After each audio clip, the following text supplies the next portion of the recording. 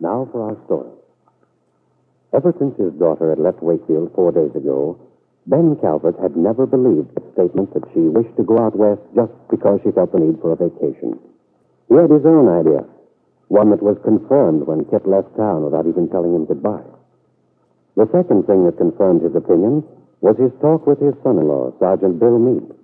Bill, who told him that Kit had left instructions that her father was not to be given her address. Bill, who refused point blank to discuss anything with Ben. Yes, Ben was now certain that she had not gone to California, but to Reno to get a divorce. That was the only thing that could possibly explain his daughter's mysteriousness and Bill Meade's peculiar behavior. Mr. Calvert was frustrated, but not defeated. He was determined to find some way to save this situation. He wasn't going to give Wakefield the satisfaction of seeing his daughter lose to Aunt Mary's niece. Now it is early morning, and in the office of the Calvert Real Estate and Loan Company, Ben Calvert is sitting in the outer office at Jesse Ward's desk. There's a telegram in his hand, which he's looking at frowningly as his secretary opens the door and... Well, good morning, Ben. I thought I could get away with being a little late this morning, but you're down early, I see. Yes. Are you coming to the train with me? The train? Don't tell me you've forgotten. I'm leaving today. What? Where are you going? Ben, for heaven's sake, we discussed it to Wisconsin for 10 days, and you said it would be all right. Oh, yes, but I thought you weren't leaving for some time. But I thought we'd agreed that I'd better go away now, so that I could get back before the really busy season begins. Well, things are plenty busy now. Well, of course, if you'd rather I stay until... No. Go on. What time are you leaving today? I'm taking the noon train to Chicago, and I'll make my connection there. I've fixed this calendar for you, Ben, for you to follow from day to day, and then in this little notebook of memoranda, I think you'll find everything in perfect order. And I talked with the plumber girl, the one who was here before, Elizabeth. That's Liberty did it? Oh, she's not so bad. A very good typist.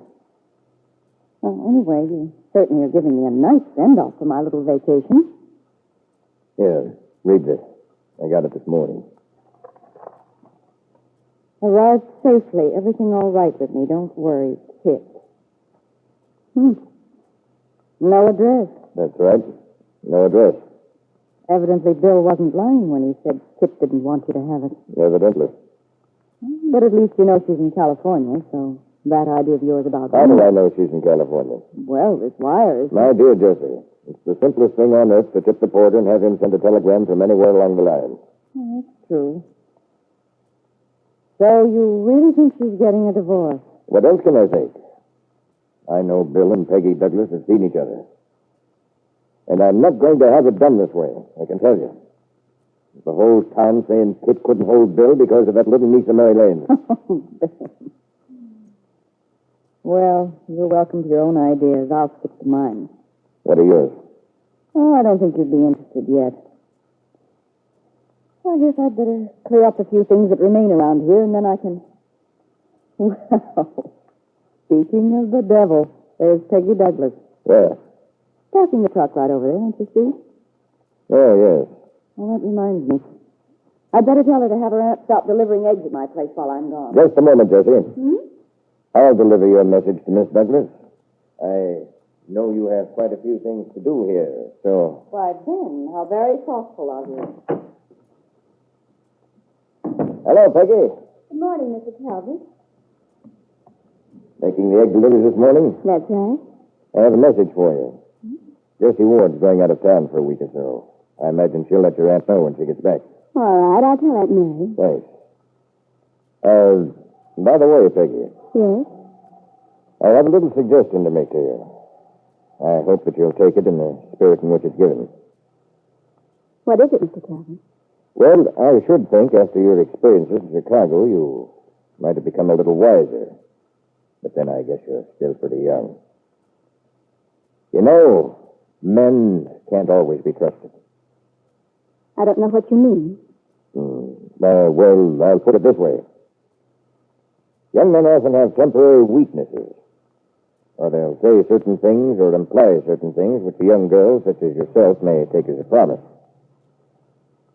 I'd hate to see you get hurt, Peggy. But if you have any idea that you can get Bill Meade back, I'd forget it if I were you. Do you have any idea what you're saying, Mr. Calvert? Of all the presumptuous, evil-minded Now, people... just a minute. I don't care to discuss this any further. I think you'd better, Peggy. And we won't mince words. I don't see how you could even think such a thing. Well, that's all I've reason to. And I must say, I found it pretty hard to believe at first, knowing how your aunt's always talked, the way she said she brought you up, the sort of girl you're supposed to be. Well, I really could hardly believe it. Believe what? There's talk that's going around town about you and Bill seeing each other. It's only for your own good that I'm telling you this. Out of consideration for you. Oh? You'd better behave yourself, or you may learn a very sad lesson, young lady. You're a fine one to talk to me. My suggestion is that you save that lecture for your daughter. What's Kit got to do with it? Perhaps you should have taught Kit that there are certain things that aren't done, such as opening other people's mail and keeping it. I don't know what you're talking about. I'm talking about a letter I wrote Bill before he was ever married to Kit. But Kit saw to it that he never got it. But just the other day, he found it, Mr. Calvert. And that showed him Kit for what she really is. So your ugly insinuations about me don't faze me in the least. Now, look here, Peggy. I have a pretty good idea of what your little game is. So don't try to I change haven't any game. Yes, for your talk of consideration of me or distress lest I be hurt, I can assure you that your warning is quite unnecessary because I'm quite capable of taking care of myself. Now, just a minute, Peggy. We aren't finished. Oh, yes, we are. All right, Peggy. But remember what I told you. Just see that I don't have to remind you of my warning.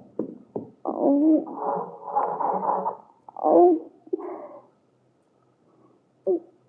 Having trouble? No, thank you. I'm not selling anything. I just asked if you were having trouble. I'm not too expert a mechanic, but perhaps I can help you. Please go away. I think if you'll turn on the ignition. Oh. Oh, look here. Don't do that. I've been watching you and the man who just left. Don't think me rude, but I couldn't help but notice that he evidently made you very angry. I've never been so humiliated in all my life. Can't imagine why anyone would... He's Ben Calvert, isn't he? The local money bag? Oh, it looks as if there were some real stories in this town. What? My name's Nicholas Dorn. Oh, now, look, don't do that to me. I'm sorry, but I'd like to drive off now if you stop leaning on the door. You know something? You weren't going to give me a very good impression of Wakefield if you drive off in such an unfriendly way. Suppose you've heard about the documentary film that's being made here. Yes, I've heard. Now, if you please... Good. Well, I'm the writer. I'm sure that's very interesting. You aren't going to freeze on me, too. I beg your pardon? I know people don't particularly go for the idea of strangers snooping around asking questions, but so far I haven't been able to find a friendly soul to even talk to anyone who'll give me any information. Well, if you'll just keep trying, Mr. Dorn. Yes.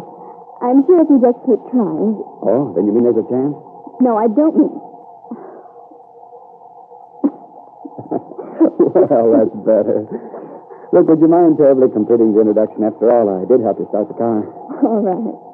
I'm Peggy Douglas. Hello. Hello. Seriously, I'm going crazy trying to find some real material from these people around here. Can you give me any leads? Well, my Aunt Mary would be glad to help you, I should think. Oh? Where does she live? It's the Lane Farm on Willow Road, just a few miles out of town. And where do you live, Miss Douglas? With my Aunt Mary. In that case, I'll call if I may. All right. I'm sure Aunt Mary will help you. So now, goodbye. Goodbye.